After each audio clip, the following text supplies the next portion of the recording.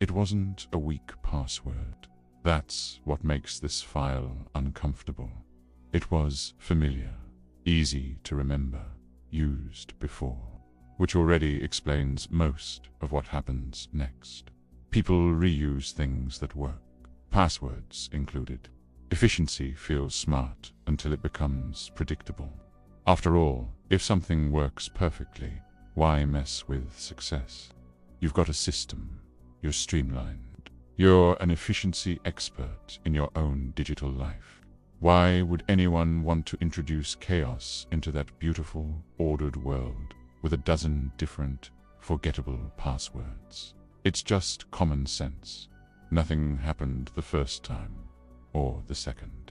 Success is very good at convincing people they're careful. You log in, you log out. It's seamless. You start to feel a little smug. You've cracked the code, not just for one account, but for your entire online existence. You're not just secure.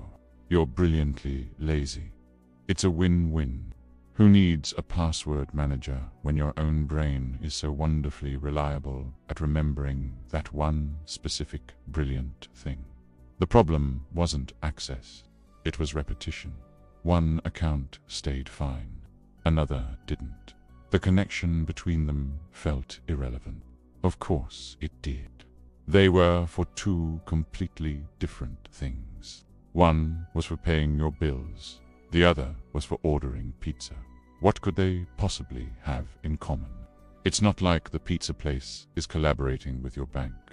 That would be absurd. You treat them as separate islands in the vast ocean of the internet, each with its own little fortress, guarded by the same very reliable, very strong, very familiar soldier. This is where most people misunderstand risk. They think failure is dramatic. They imagine alarms blaring, red lights flashing, a digital voice shouting intrusion detected. They expect a Hollywood-style meltdown, but it isn't. It's quiet. It's subtle. It's the gentle hum of a server somewhere noticing a coincidence. Failure is boring. It's paperwork. It's a Tuesday afternoon when you're trying to get work done and something just doesn't load right. No fireworks. No grand finale. Just a quiet, creeping sense of inconvenience. The password didn't break.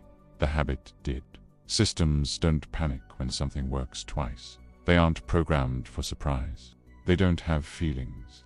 They don't gasp in shock when the same key opens a second door. Instead, they just take a note, a tiny digital post-it. That's interesting, they might say if they could talk. Saw this before. Over there. They wait for the pattern. Patterns are easier to notice than mistakes. They repeat on schedule. A mistake is a one-time event, an anomaly you can dismiss. But a pattern has rhythm. It's predictable. It tells a story. It's the difference between accidentally dropping a glass and dropping a glass in the exact same spot every Monday at 9 a.m. One is an accident. The other is a ritual. And systems love rituals. They're great at recognizing them. By the time something felt wrong, it didn't feel surprising, just inconvenient. It was a Monday, of course. You try to log in to check your email, and it asks you to verify your identity. A little annoying, but fine. Then a notification pops up from an app you haven't opened in months. Weird. Then you notice your curated music playlist is suddenly full of sea shanties. It's not a crisis. It's just a series of small, irritating digital paper cuts. Nothing obvious enough to act on immediately. You just sigh, reset the one thing, and get on with your day, blaming it on a glitch. Because the alternative is too much to think about before you've had your coffee. People assume one good password is protection.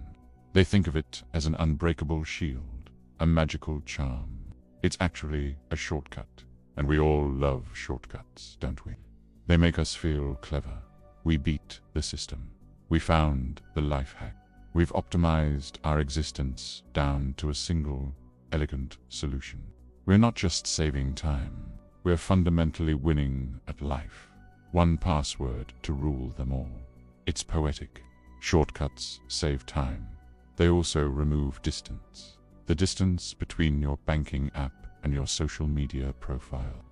The distance between your work email and the forum you signed up for in 2008 to download a blurry movie trailer. All of that protective space you thought you had. All those different walls. They all come tumbling down. Suddenly, everything is in the same room, holding hands. And you realize your digital life isn't a series of fortified castles. It's a studio apartment with one very nice, very familiar, and very, very well-known front door key. The realization didn't come with panic. It came with math. Simple, cold, uncomfortable addition. How many places used the same thing? You start a mental list. The bank, the email, the streaming service, the other streaming service, the online shopping accounts, the food delivery apps, the travel sites, the cloud storage. The list keeps growing. Each item adds a little weight. It's not a moment of terror. It's a slow, dawning audit of your own cleverness. The number gets bigger and bigger, and the smug feeling you had starts to curdle. By then, changing it felt late. Not useless, just late. It's like realizing you left your front door wide open after you're already halfway to work. You can turn around and go back, and you should. But you spend the whole drive back just wondering, is it already too late? What's been happening in the house while you were gone? You go through the motions. You start the great password reset marathon. A new, unique, horribly complex password for everything. It's tedious. It's annoying. It feels like punishment for being so efficient before. Every password successfully changed. Message feels less like a victory and more like closing a barn door after the horse has not only bolted, but has also learned to use your credit card. This wasn't about complexity. The original password was a fortress. It had uppercase letters, lowercase letters, numbers, symbols. It was a beautiful, unguessable work of art. It was long enough. It was random enough. It was perfect. The problem wasn't the lock. The problem was making 100 copies of the key and leaving them scattered all over town. It was about familiarity and how repeating what feels safe eventually makes it visible.